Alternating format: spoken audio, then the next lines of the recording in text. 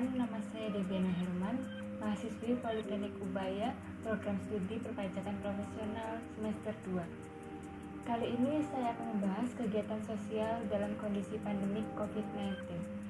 Corona atau COVID-19 adalah penyakit yang menyerang sistem pernafasan.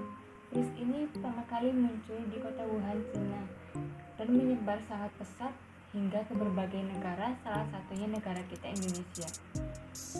Pemerintah menetapkan COVID-19 sebagai penyakit dengan risiko menimbulkan kedaruratan kesehatan masyarakat.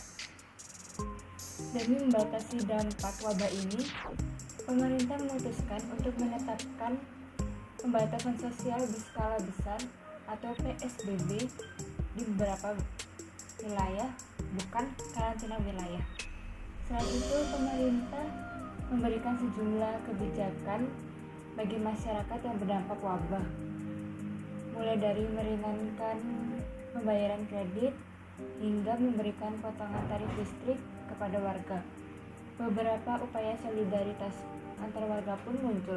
Salah satu penggerak solidaritas itu adalah Yayasan Gray Sena yang berbasis di Jakarta dan digawangi sejumlah anak muda. Mereka berkata, tidak akan membatasi calon penerima donasi berdasarkan domisili. Tentunya masyarakat yang sesuai dengan profil penerima donasi. Solidaritas serupa kini muncul di berbagai media sosial. Adapun di situs penggalangan dana berbasis publik kitabisa.com. Hingga pertengahan Maret sudah muncul belasan gerakan pengumpulan bantuan bertajuk #bersama lawan corona.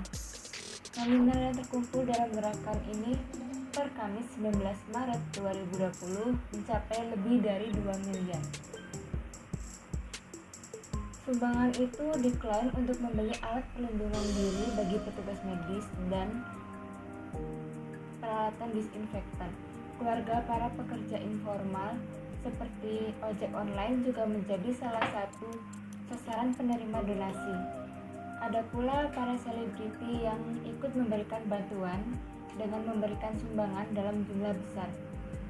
Saat ini saya dan beberapa teman saya sedang mengumpulkan dana yang digunakan untuk membeli sembako dan masker yang kemudian akan kami berikan kepada beberapa masyarakat yang terkena dampak virus corona.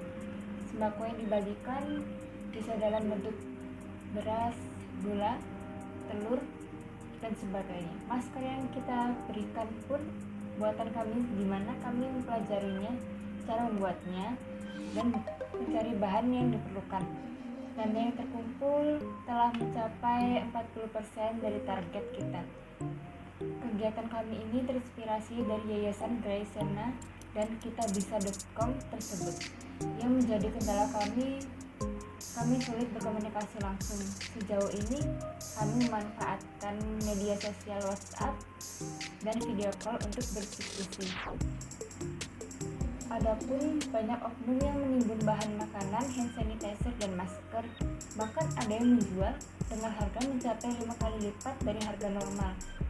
Tentunya ini menyebabkan kelangkaan, padahal tim medis yang menjadi garda terdepan yang harusnya perlu menggunakan malah sulit mendapatkannya.